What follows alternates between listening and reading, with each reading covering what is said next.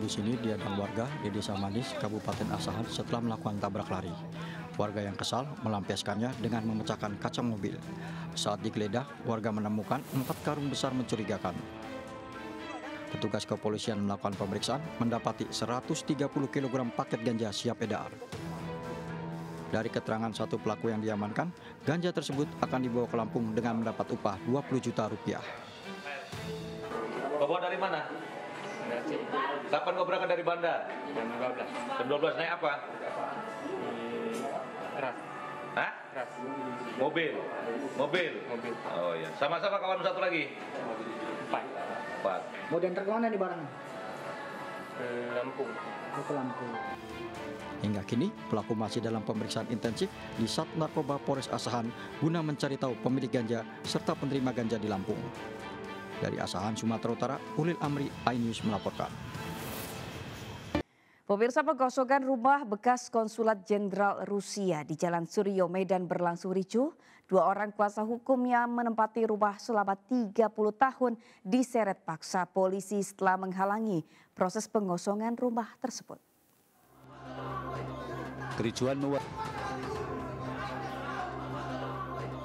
Kericuan mewarnai pengosongan rumah bekas kantor konsulat jenderal atau Konjen Rusia di Jalan Suryo nomor 18 lingkungan 4 Kelurahan Anggrung, Medan, Polonia. Kericuan bermula saat pengacara Komjen Rusia bersama pihak kepolisian yang dipimpin Kabak Ops Polrestabes Medan meminta penghuni rumah segera keluar. Namun 2 pengacara pihak yang menempati rumah tidak terima dengan sikap pengacara Komjen Rusia dan polisi yang meminta klien mereka mengosongkan rumah itu. Mereka beralasan seharusnya ada putusan pengadilan terkait status rumah tersebut. Apalagi kliennya atas nama Saad Sitompul telah menempati rumah itu selama 30 tahun. Melihat 2 pengacara yang menempati rumah terlalu bersikeras dan berupaya menghalangi pengosongan rumah itu, seorang polisi berpangkat perwira akhirnya menyeret paksa 2 orang kuasa hukum yang menempati rumah itu hingga membawa mereka keluar pagar rumah. Setelah kuasa hukum yang menempati rumah keluar, akhirnya petugas mengeluarkan barang-barang yang ada di dalam. Kuasa hukum yang menempati rumah kecewa dengan tindakan polisi yang anarkis. Seharusnya polisi melarang pengosongan rumah itu karena di luar prosedur, terlebih saat melakukan rapat koordinasi, ada pernyataan polisi tidak akan melakukan pengamanan jika tidak ada putusan pengadilan. Pihak Polres menyatakan tidak akan melakukan pengamanan karena tidak adanya putusan pengadilan. Klien kami sudah 30 tahun di sini. Ini yang melakukan pengosongan pengacara dari Komjen Rusia. Nah, Komjen Rusia mengambil barang klien kami secara paksa. Diketahui rumah di Jalan Suryo Medan tersebut sejak tahun 1949 ditempati oleh konsul Uni Soviet. Namun hancurnya negara Uni Soviet dan berubah menjadi negara Rusia pada tahun 1991, rumah tersebut ditinggalkan. Dari Medan, Sumatera Utara, Said Ilham, iNews melaporkan. Sebuah minibus kabur usai mengisi bahan bakar di sebuah SPBU di kawasan Pasar Rebo, Jakarta Timur. Akibatnya petugas SPBU mengalami luka-luka karena terseret sejauh 70 meter saat berusaha menghentikan minibus yang kabur.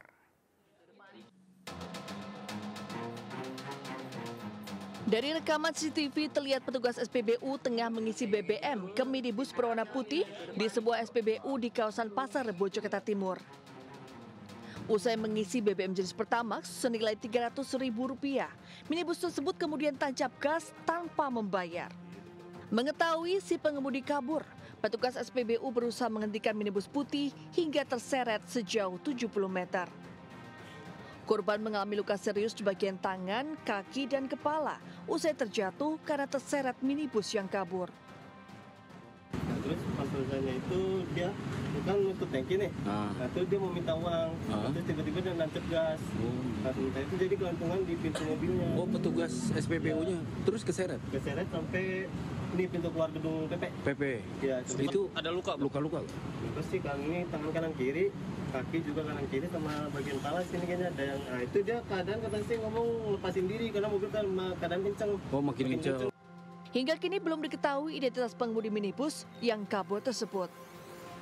Kasus ini masih ditangani petugas Polsek Pasar Rebo. Dari Jakarta, Rizky Falufi, iNews melaporkan. Pemirsa, sebuah heli tour crash landing di Suluban Pecatu, Badung, Bali. Diduga heli tersangkut tali layang-layang. 3 dari 5 penumpang dan kru dilarikan ke rumah sakit.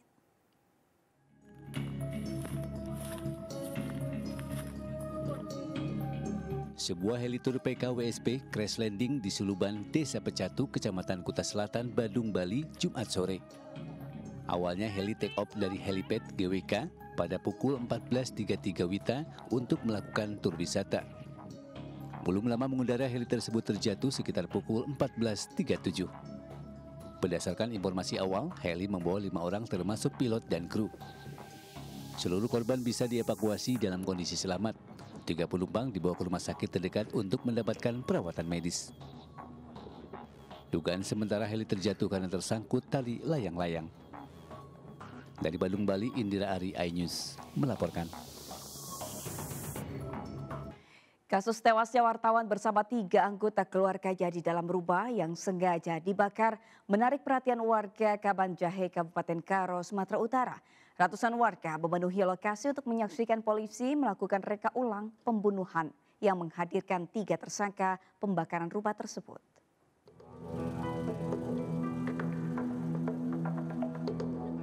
Mendengar adanya rekonstruksi kasus pembakaran rumah wartawan ini, ratusan warga berkerumun di seputaran TKP untuk melihat proses rekonstruksi. Terlihat sejumlah personel polisi memasang spanduk bergambarkan rumah korban sebelum hangus terbakar. Dalam kasus pembakaran rumah wartawan, 4 orang meninggal dunia, yaitu korban bernama Riko Sempurna, istri korban, dan seorang anak, serta seorang cucu korban berusia 3 tahun. Rekonstruksi untuk memastikan kesesuaian kronologi seperti yang diungkap para pelaku. Nantinya, polisi masih menyelidiki dugaan pihak lain yang terlibat. Warga berharap pihak kepolisian bisa mengusut tuntas kasus ini dan bisa mengungkap otak pelaku kasus ini. Kita dengar ada terlibat oknum TNI, turutlah untuk menuntaskannya ya, supaya jangan ada tanggapan masyarakat, opini-opini yang ditutupi. Sejauh ini, polisi telah menetapkan 3 orang tersangka. Motif pelaku menyerang rumah korban dengan bom molotov karena sakit hati aktivitas perjudian mereka diberitakan oleh korban. Dari Karo, Sumatera Utara, Eka Hetriansah, iNews melaporkan. Pemirsa, aksi nekat dilakukan seorang pria kepada istrinya di Situbondo, Jawa Timur. Diduga karena cemburu setelah pisah ranjang. Pelaku nekat membakar rumah istrinya. Beruntung korban dan anak-anak berhasil menyelamatkan diri. Rumah yang hangus dibakar ini adalah rumah milik pasangan suami istri Taryono dan Rusma, warga desa Talkandang, Situbondo, Jawa Timur. Taryono nekat membakar rumahnya sendiri diduga karena dilanda cemburu setelah pisah ranjang dengan istrinya. Taryono memilih keluar dari rumah dan berulang kali mengancam istrinya jika dia akan membakar rumah. Ancaman itu pun terbukti pada Kamis malam saat pelaku Taryono datang ke rumah dengan membawa BBM Pertalite. Tanpa basa-basi, Taryono langsung menyiramkan BBM ke sekeliling rumah dan menyalakan api. Sontak api dengan cepat membesar dan menghanguskan rumah beserta kendaraan bermotor. Beruntung saat kejadian, istri dan anak-anak Taryono berhasil menyelamatkan diri. Memang ada ancaman awal. Iya, ancaman terus itu. Sudah ada ancaman awal sebelum kebakaran, sudah ada ancaman. Mau dibakar gitu. Oh, sebelumnya memang ada ancaman gitu. Ancaman. Kesengajaan.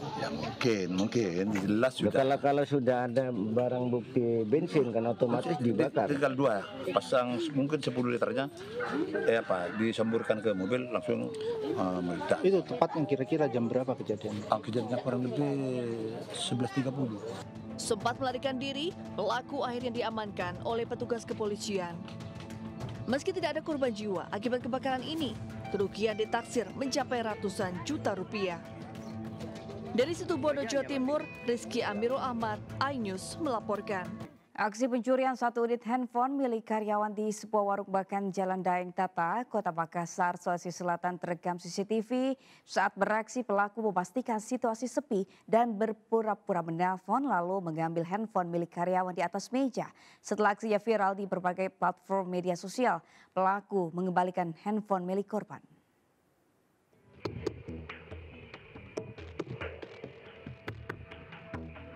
Rekaman CCTV berdurasi 46 detik merekam aksi pencurian satu unit handphone milik karyawan di sebuah warung makan di Jalan Daeng Tata, Kecamatan Tamalate, Kota Makassar, Sulawesi Selatan.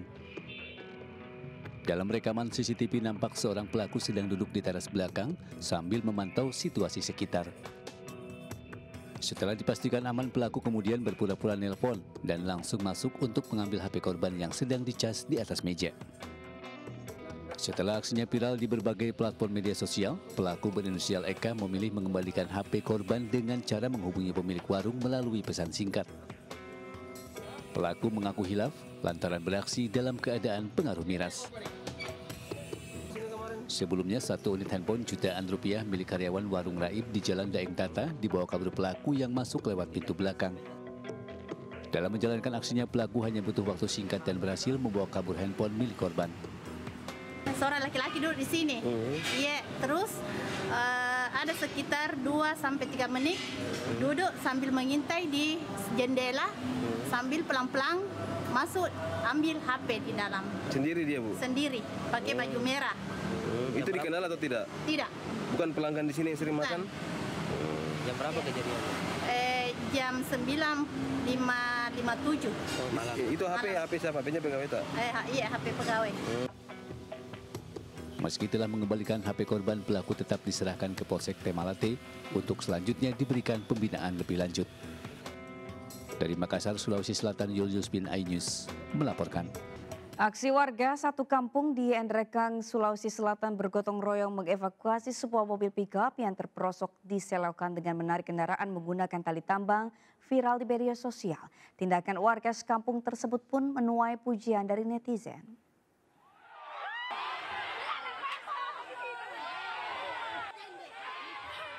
Seperti inilah kekompakan warga satu kampung saat bergotong royong menarik sebuah mobil pickup yang terperosok ke jurang.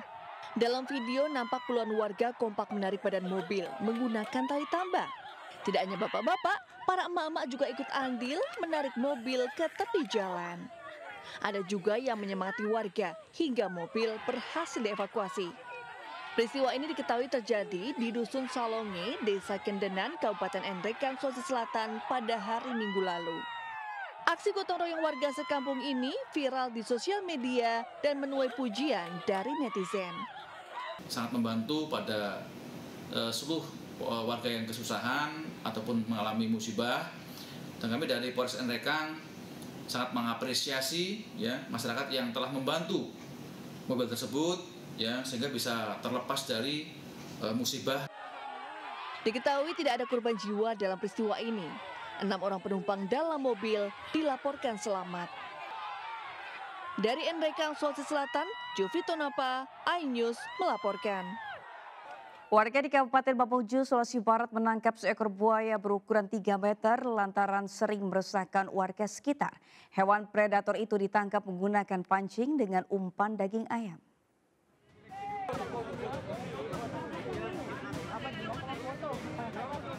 Beginilah proses penangkapan seekor buaya sepanjang 3 meter di sebuah sungai dekat dengan permukiman warga di Kecamatan Tapalang, Mamuju, Sulawesi Barat yang sempat rekam HP warga hingga viral.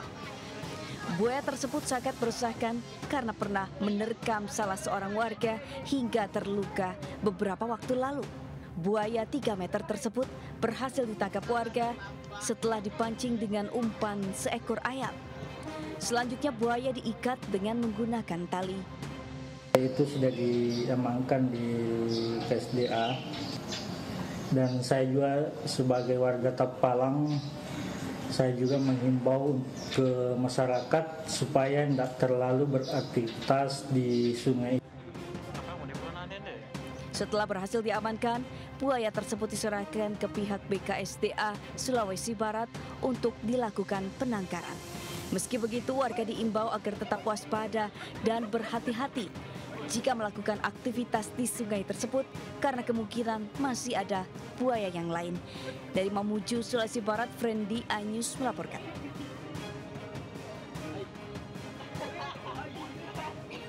Tim sinkronisasi Prabowo Gibran memastikan uji coba makan siang bergizi gratis yang akan dilakukan tidak memakai anggaran negara. Selain itu, tim Prabowo Gibran juga perlu menentukan jumlah anggaran untuk setiap porsi makan siang gratis, sekaligus membantah wacana pemotongan anggaran makan siang gratis yang dipotong dari Rp15.000 menjadi Rp7.500. Tim sinkronisasi Prabowo Gibran mengatakan bahwa rencana program makan bergizi gratis sedang dilakukan uji coba saat ini di seluruh Indonesia. Anggota tim sinkronisasi Prabowo Gibran, Hasan Hasbi, mengatakan uji coba makan bergizi gratis telah tersebar di seluruh provinsi di Indonesia dan 1 unit layanan bisa memenuhi sekitar 3.000 individu.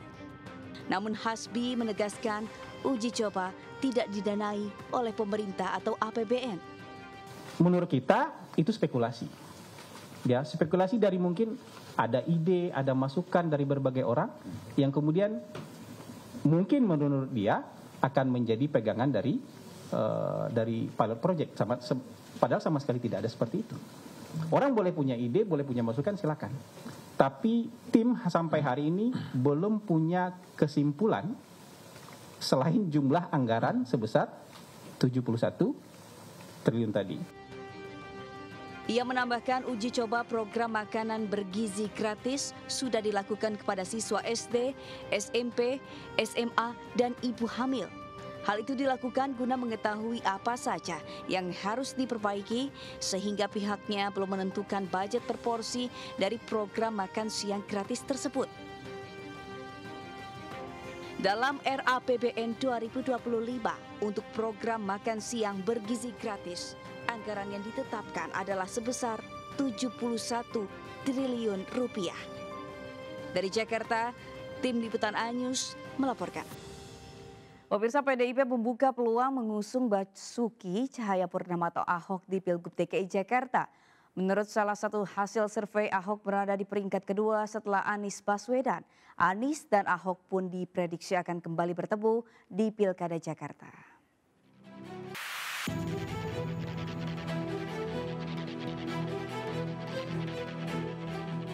Peluang mantan Gubernur Jakarta Basuki Cahayapurnama Ahok untuk maju ke Pilkada DKI kian menguat. Hal ini ditunjukkan hasil survei Litbang Kompas yang merilis hasil elektabilitas calon potensial Pilkada Jakarta. Dalam hasil survei ini, Ahok menduduki urutan kedua dengan tingkat elektabilitas sebesar 20%. Ketua DPP PDIP Said Abdullah akhirnya merespon wacana Ahok untuk maju di Pilgub Jakarta melawan Anies Baswedan. Said menilai isu tersebut muncul dari keinginan publik di akar rumput. PDIP selaku partai tempatnya Ahok bernaung pun mulai bersiap mengajukan kadernya sendiri. Datangnya etalase dari PDIP. Sorot mata tertuju ke Jakarta. Daya tariknya luar biasa. Maka Ahok menurut saya karena tingkat elektabilitasnya sangat mengejutkan, itu potensial bisa mengalahkan Anies. Namun keputusan PDIP untuk mengusung Ahok di Pilkada Jakarta masih menunggu Megawati Soekarno Putri. Rencananya dalam waktu dekat Megawati akan mengumpulkan sejumlah pengurus DPP untuk membahas Ahok. Lalu bagaimanakah pendapat pakar politik soal pencalonan Ahok? Nah, kalau Ahok kan memang masih punya pendukung di Jakarta gitu ya. Dan rekam jejak pada saat Pilpres kemarin, pada saat dia mengatakan bukan Anies Baswedan yang membuat dia di penjara, itu juga jadi menarik gitu. Akhirnya banyak rakyat Jakarta yang memang pendukung Anies juga akhirnya welcome, tangan terbuka ke Ahok. Hanya saja kan masih dalam perdebatan nih, Pak Ahok bisa nggak maju di Pilgub Jakarta karena kasus pidananya dia yang lalu. Selain Ahok, PDIP juga telah menyiapkan sejumlah calon lain untuk Pilkada Jakarta. Salah satunya adalah Andika Perkasa. Namun untuk mengusung calonnya di Jakarta, PDIP tak bisa maju sendiri lantaran saat ini hanya mendapatkan 15 kursi di DPRD Jakarta. Sementara syarat untuk mengajukan calon gubernur partai politik harus memiliki paling sedikit 22 kursi di DPRD. Tim Liputan iNews melaporkan. Bakal calon wakil bupati Talaut dan bakal calon wali kota Ternate menerima surat dukungan dari Partai Perindo. Penyerahan rekomendasi ini menjadi bentuk optimisme Partai Perindo untuk memenangkan Pilkada serentak 2024.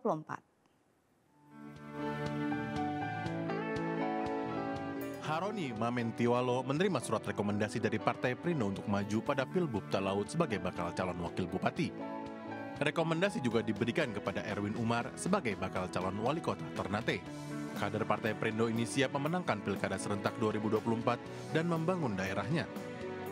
Kami akan membangun Talaut dari segi ekonomi, karena di sana masyarakat Talaut itu mayoritas nelayan dan petani. Sehingga sektor-sektor nelayan dan dari sektor pertanian ini itu program-program yang tepat sasaran itu yang akan kami prioritaskan. Persoalan sampah dan air bersih, nah itu mungkin dalam jangka waktu yang artinya program bisa kita kategorikan dalam program 100 hari kerja lah untuk kita tuntaskan persoalan-persoalan itu. Partai Perindo optimis para kadernya akan berjuang untuk membangun dan mensejahterakan masyarakatnya. Kemarin kita melakukan fit and proper test, ini kita sudah melihat kesamaan visi nih untuk membangun daerah. Nah, semoga dan kita harapkan ini menang sehingga kita bisa terus bersinergi untuk bisa membangun daerah tersebut. Partai Perindo melalui pengurus, kader dan simpatisannya akan berjuang untuk memenangkan para kadernya di Pilkada serentak 2024. Dari Jakarta, Nata Arman, Indra Okta, Aristiawan, iNews melaporkan. Pemirsa, panitia seleksi calon pimpinan dan Dewan Pengawas Komisi Pemberantasan Korupsi KPK telah menerima 525 pendaftar menyusul berakhirnya masa jabatan pimpinan dan Dewas KPK pada akhir tahun 2024. Tercatat 5 petinggi, kejagung dan 4 jenderal Polri berebut kursi pimpinan KPK.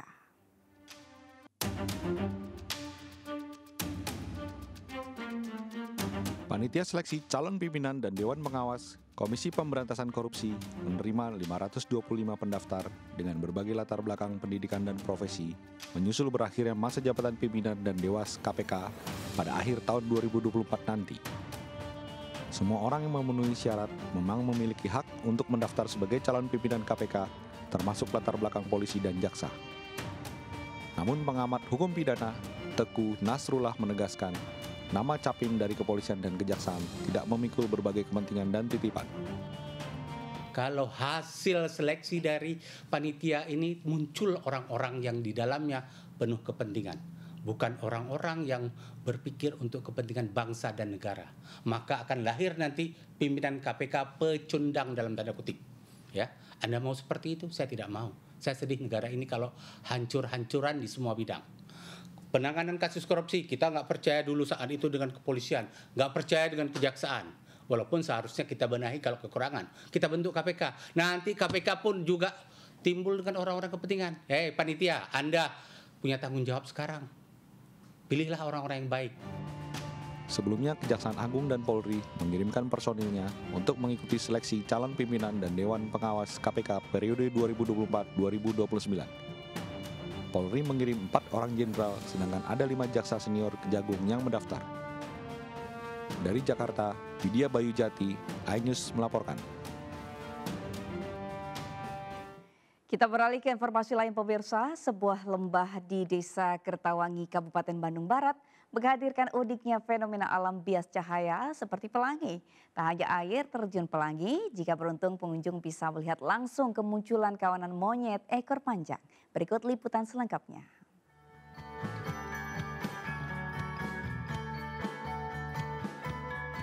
Menawarkan pesona alam unik dengan keindahannya, inilah Curug Pelangi.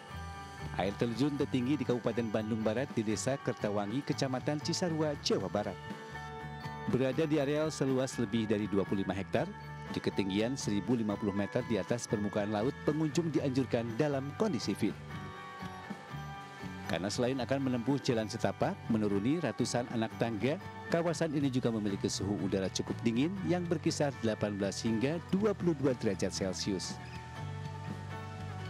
Di tengah perjalanan menuju curug, pengunjung bisa beristirahat di shelter untuk berfoto atau sekedar melepas lelah sambil menikmati pemandangan indah. Suara deru air terjun yang terdengar seperti menggoda pengunjung untuk terus mendekat dan meneruskan perjalanan hingga ke lokasi. Meski perjalanan cukup melelahkan, namun semuanya akan terbayar dengan sejuknya air terjun dan keindahan alam di sekelilingnya. Pengen refreshing dan kebetulan juga lagi di Bandung, terus ketemu yang alam-alam gini bikin kita releasing stress gitu. Dan kalau kesini suasananya juga seru banget ya, kayak tadi tangganya lumayan terjal, tapi sampai sini juga semuanya kebayarkan karena dingin, mantap juga pemandangannya. Curug Pelangi berasal dari air sungai yang berhulu di Situ Lembang dan mengalir ke kota Cimahi. Curug Pelangi juga memiliki keunikan yang bisa dijumpai pada waktu tertentu, yakni fenomena alam bias cahaya menyerupai pelangi saat tersorot cahaya matahari. Dan jika beruntung, pengunjung bisa melihat langsung kemunculan kawanan monyet ekor panjang. Walaupun lokasinya dekat dengan jalan atau jalan raya, ya bisa dibilang jalan raya, kita bisa menikmati suasana alam yang masih sangat asri di sini. Seperti yang bisa didengar sekarang, ada suara-suara hewan-hewan gitu ya. Terus ada juga di sini bisa melihat ada burung. Waktu terbaik berkunjung ke Curug Pelangi adalah pagi menjelang siang, karena saat itulah keindahan air terjun Curug Pelangi akan terlihat jelas. Dan jangan lupa siapkan uang Rp20.000 bagi wisatawan lokal atau Rp25.000 bagi wisatawan mancanegara untuk membayar tiket masuk ke wisata alam Curug Pelangi ini. Dari Bandung Barat, Jawa Barat, Yuwono iNews melaporkan. Pemirsa, sebuah warung makan di Lamongan, Jawa Timur menyajikan olahan sambal desa khas Lamongan yang dipadu dengan berbagai ikan asap. Sensasi pedasnya pun menggugah selera makan. Tak heran jika setiap hari warung ikan asap ini selalu ramai pengunjung.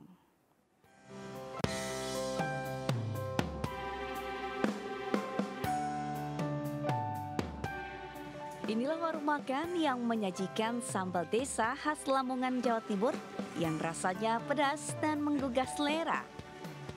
Buka mulai pukul 10 pagi, warung yang terletak di Jalan Sumargo, Kota Lamongan ini sudah dipenuhi para pelanggan yang sudah lama menunggu. Di warung sambal desa ini, berbagai pilihan ikan asap disajikan, mulai dari ikan cumi, togek, lele, hingga ikan wader pun tersedia.